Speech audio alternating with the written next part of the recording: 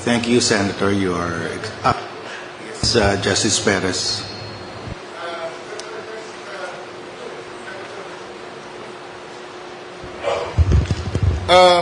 Although the objective is the reproductive health of the woman, the same objective that was mentioned by Congressman Lagman. But in the end, it always, or the discussion eventually goes to population control and family planning. Because in the example that you gave, the daughter being the substitute wife, and you said that the purpose of this law is to have the opportunity to educate the daughter. I don't see where the condom comes in that situation. But then, as the discussion went on, it eventually reached that stage where you said that it's family planning really, which is the intention of the law, and which is acceptedly whether it is a side effect or the main effect of the reproductive health law. What I'm saying is, and I've proposed this also for the petitioners, that we discuss the constitutionality of this law, accepting that it is really a family planning law, it is really a population control legislation. Because that is the objective that I see this law is headed for. Now, if it is an acceptable, it's constitutionally allowable to have a population control, then there is no debate about it, because the objective of giving our Filipinas the best reproductive health services cannot be debated. It's not a subject of a debate. That's an ideal which everyone wants. I feel that the underlying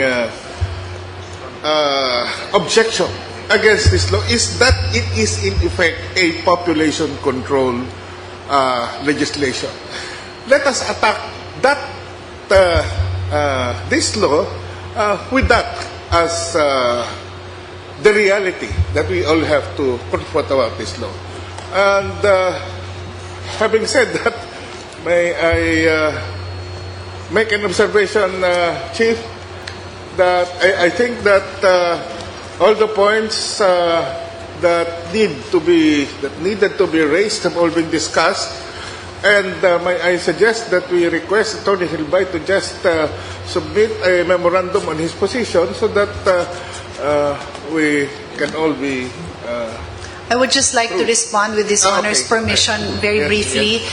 Your Honor, during the discussions in both houses, there was a lot of questions asked on whether this was a population measure, and I believe in the House there was more discussions on this because His Honor Congressman Lagman is actually the chair of the Committee on Population, and you were the chair at some point. But anyway, Your Honor, all references to population were removed because, at least in the Senate, I can speak for the Senate, there were those who did not want there to be any sense of this being a population measure.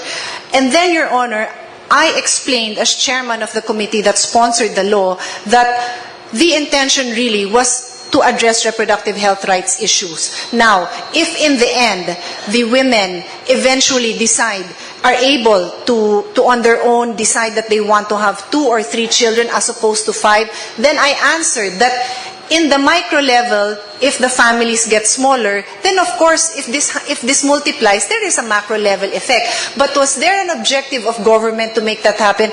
There is nothing written in the law because we do not even have, Your Honors will recall, at some point there was a 2-child policy bill that was there.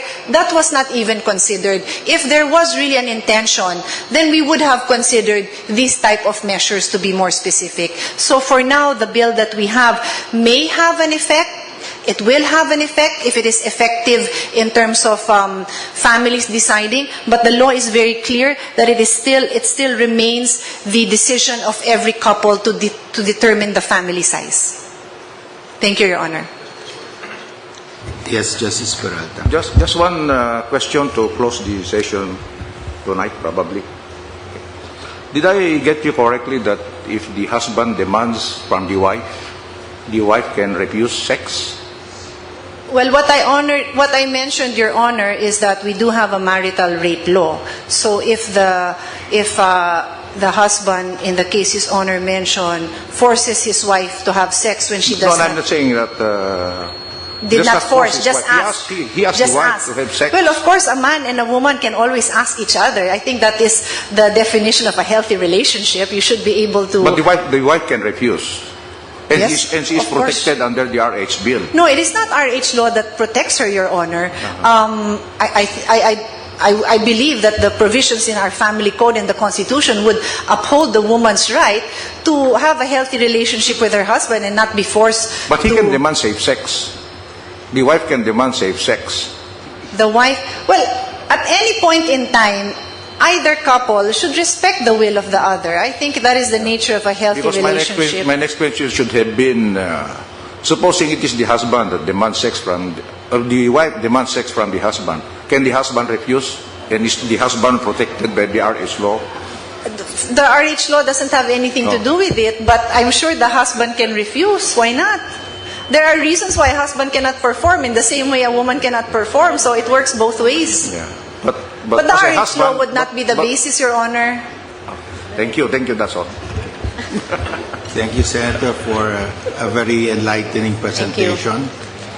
We will adjourn now, and we should resume on Tuesday next week unless the Solicitor General will agree to just submit a written memo on what State Solicitor Hilby will be presenting next May week. we respectfully request to be given the opportunity to have Senior State Solicitor Hilby make his presentation, Your Honor.